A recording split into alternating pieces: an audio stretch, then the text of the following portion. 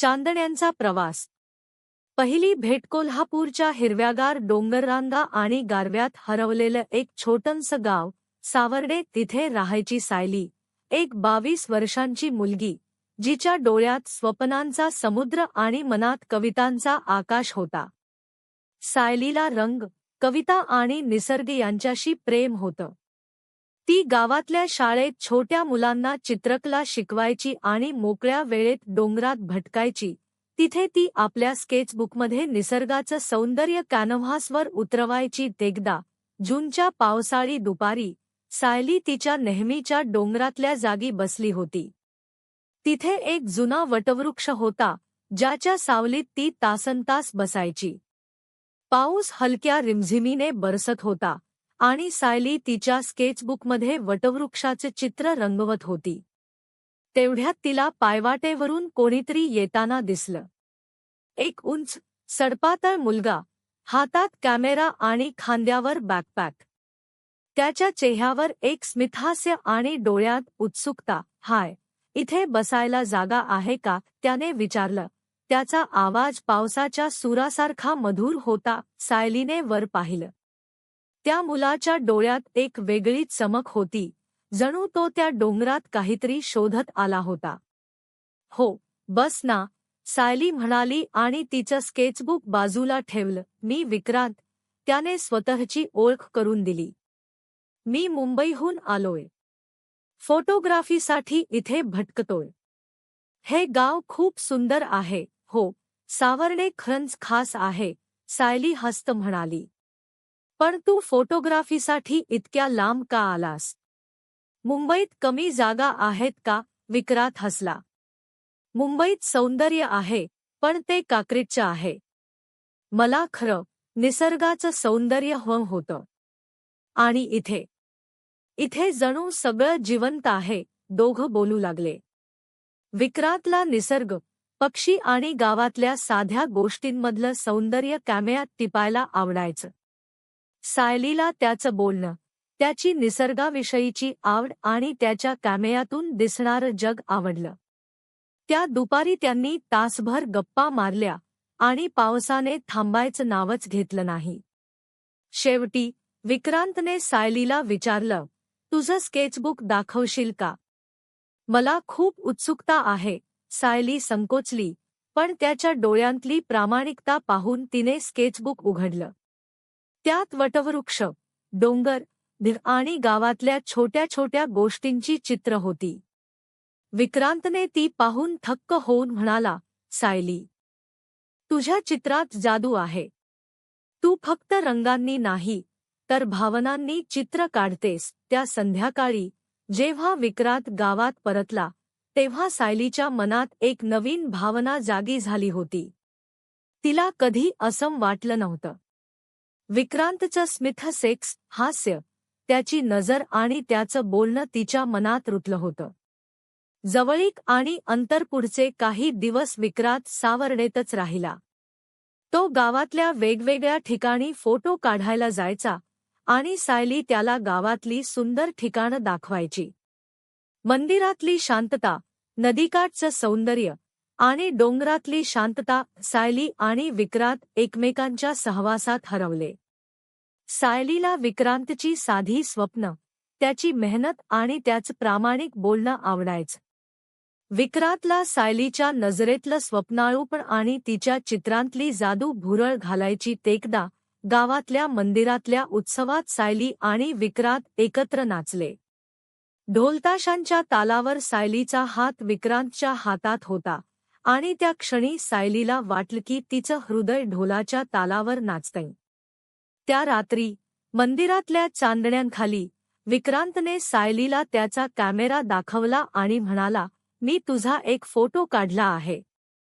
पण तो तुझ्या चित्रांपेक्षा सुंदर नाही." सायली लाजली, पण तिच्या मनात आनंदाचा पूर आला. त्या रात्री जेव्हा सगळे गाव झोपले, तेव्हा सायली आणि विक्रांत मंदिराच्या पायांवर बसले आणि चांदण्यांखाली गप्पा मारत राहिले. विक्रांतने सायलीला सांगितलं की तो लहानपणी खूप एकटा होता आणि फोटोग्राफीने त्याला स्वतःला व्यक्त करण्याचा मार्ग दिला. सायलीनेही तिच्या स्वप्नांबद्दल सांगितलं. तिला तिची चित्र जगाला दाखवायची होती, पण गावातल्या मर्यादांमुळे ती स्वप्न लपवून ठेवत होती. पण काही दिवसांनंतर विक्रांतला मुंबईला परत जावं लागलं. त्याला एक मोठा प्रोजेक्ट मिळाला होता आणि त्याला सायलीला सोडून जायचं नव्हतं. त्याने सायलीला वचन दिलं, मी परत येईन सायली, तुझ्यासाठी आणि तुझ्या चित्रांसाठी. अंतर आणि प्रेमविक्रांत गेला आणि सायलीचं आयुष्य पुन्हा शांत झालं. पण तिच्या मनात विक्रांतचं स्मितहास्य आणि त्याचं बोलणं कायम होतं. ते दोघं फोनवर बोलायचे, पण अंतरामुळे सायलीला कधी कधी असं वाटायचं की हे सगळं एक स्वप्न होतं.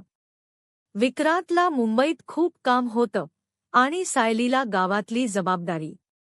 पण त्यांचं प्रेम पत्रंग, मेसेजेस आणि कधी कधी रात्रीच्या फोन कॉल्समधून वाढत होतं. एकदा सायलीने तिच्या चित्रांचं छोटं प्रदर्शन गावात भरवलं.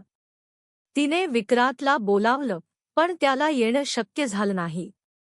तरीही त्याने सायलीला एक लांबलचक पत्र लिहिलं, ज्यात त्याने तिच्या कलेला आणि तिच्या हिमतीला दाद दिली. त्या पत्राने सायलीला खूप बळ दिलं. पुन्हा भेट 1 वर्षानंतर सायलीला मुंबईतल्या एका आर्ट गॅलरीत तिच्या चित्रांचं प्रदर्शन ठेवण्याची संधी मिळाली. ती पहिल्यांदा इतक्या मोठ्या शहरात गेली. तिथे गॅलरीत तिच्या चित्रांसमोर उभा होता विक्रांत. त्याने तिला आश्चर्य दिलं होतं. तुझी चित्र जगाला दाखवायला हवी सायली, तो म्हणाला. त्या रात्री मुंबईच्या मरीन ड्राईव्हवर चांदण्यांखाली विक्रांतने सायलीला मिठी मारली आणि म्हणाला, तुझ्याशिवाय माझं आयुष्य अपूर्ण आहे. मला तुझ्यासोबत प्रत्येक क्षण जगायचा आहे. भाग 5, प्रेमाचा प्रवास. सायली आणि विक्रांतने एकमेकांना आयुष्यभर साथ देण्याचं वचन दिलं. सायली मुंबईत स्थायिक झाली आणि तिची चित्र जगभरात पोहोचली. विक्रांतने तिच्यासोबत अनेक देशांचा प्रवास केला आणि त्यांनी एकत्र निसर्ग, कला आणि प्रेम यांचा संग अनुभवला. त्यांचं प्रेम सावर्डेच्या त्या वटवृक्षासारखं होतं, खोलवर रुजलेलं आणि आकाशाला स्पर्श करणारं. मुंबईतल्या मरीन ड्राईव्हवर त्या रात्री सायली आणि विक्रांत एकमेकांच्या मिठीत हरवले होते. समुद्राच्या लाटांचा आवाज, चांदण्यांनी नटलेलं आकाश आणि हवेतला मंद गारवा यामुळे त्या क्षणाला एक जादू प्राप्त झाली होती. विक्रांतने सायलीचा हात हलकेच सोडला आणि तिच्या डोळ्यात पाहत म्हणाला, सायली, तुझ्यासोबतचा हा क्षण मला आयुष्यभर पुरेल.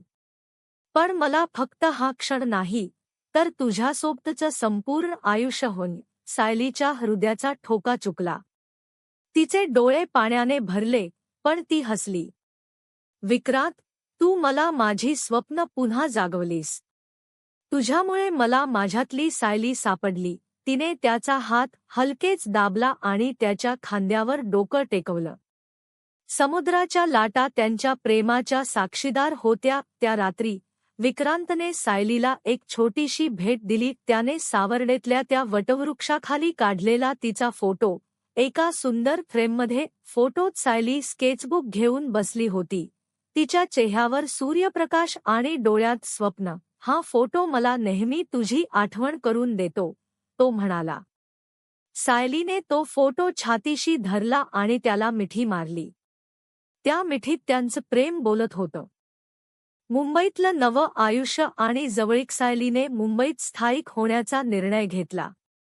तिच्या चित्रांचं प्रदर्शन यशस्वी झालं होतं आणि तिला आता गॅलरीतून आणखी कामं मिळत होती. विक्रांत तिच्यासाठी नेहमीच प्रोत्साहनाचा आधार होता.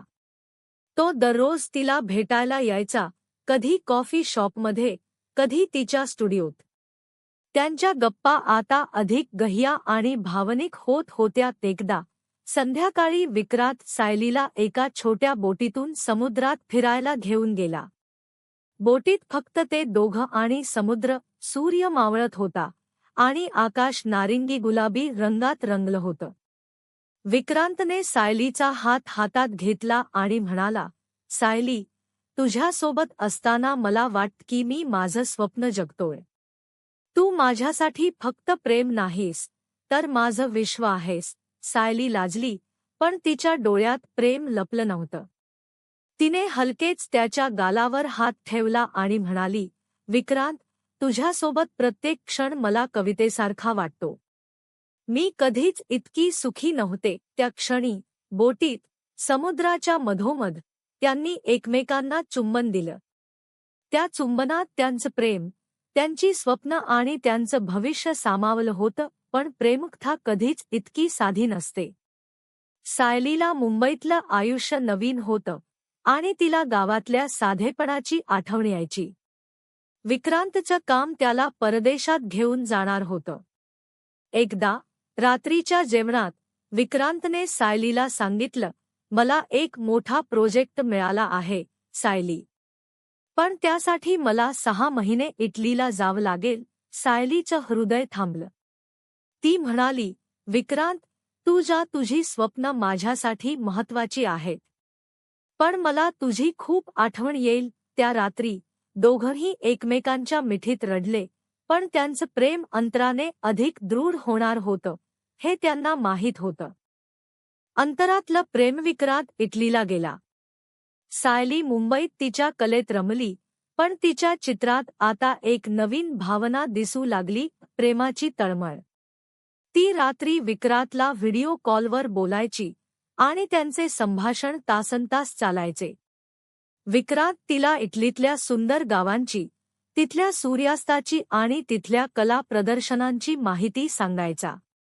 सायली त्याला तिच्या नवीन चित्रांबद्दल सांगायची. एकदा विक्रांतने सायलीला एक पार्सल पाठवलं. त्यात एक लहानसा कॅनव्हास होता, ज्यावर त्याने स्वतः रंगांनी सायलीचं नाव लिहिलं होतं आणि त्याच्यासोबत एक पत्र होतं. सायली, तू माझ्यासाठी चांदण्यांनी भरलेलं आकाश आहेस. मी इथे तुझ्या प्रत्येक चित्रात तुला शोधतो. तुझ्या डोळ्यांतलं स्वप्न मला जगायचं आहे. लवकरच परत येतो. माझ्या प्रेमासाठी. सायलीने ते पत्र वाचलं आणि तिच्या डोळ्यांतून अश्रू गालांवरून वाहू लागले. तिने त्या कॅनव्हासला तिच्या स्टुडिओत ठेवलं आणि प्रत्येक वेळी ती उदास व्हायची तेव्हा त्या कॅनव्हासकडे पाहायची. त्या कॅनव्हासने तिला विक्रांतची जवळीक जाणवायची. पुन्हा एकत्र 6 महिन्यांनंतर विक्रांत परत आला. सायली विमानतळावर त्याला भेटायला गेली. जेव्हा तिने त्याला पाहिलं तेव्हा ती धावत त्याच्याकडे गेली आणि त्याला घट्ट मिठी मारली.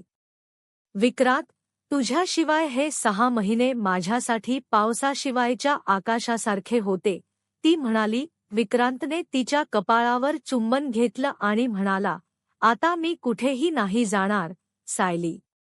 माझं घर तुझ्यापाशी आहे. त्याने तिला एक छोटीशी वही दिली, ज्यात त्याने इटलीत असताना तिच्यासाठी लिहिलेल्या कविता होत्या. प्रत्येक कवितेत सायलीचं नाव आणि तिच्या सौंदर्याचं वर्णन होतं. त्या रात्री विक्रांतने सायलीला एका खास ठिकाणी नेलं, मुंबईतल्या एका उंच इमारतीच्या टेरेसवर, जिथे त्याने छोटीशी रोमँटिक डेट सजवली होती. टेरेसवर फुलं, मेणबत्त्या आणि त्यांच्या आवडत्या गाण्यांची प्लेलिस्ट. तिथे चांदण्यांखाली विक्रांतने सायलीच्या हातात एक अंगठी ठेवली आणि म्हणाला, सायली, माझ्यासोबत आयुष्यभर चांदण्यांचा प्रवास करशील का? सायलीच्या डोळ्यात आनंदाश्रू आले. तिने अंगठी स्वीकारली आणि त्याला मिठी मारली. हो विक्रांत, तुझ्यासोबत प्रत्येक चांदणी माझी आहे, ती म्हणाली. प्रेमाचा कायमचा प्रवास. सायली आणि विक्रांतचं प्रेम आता फक्त त्यांच्यापुरतं मर्यादित नव्हतं.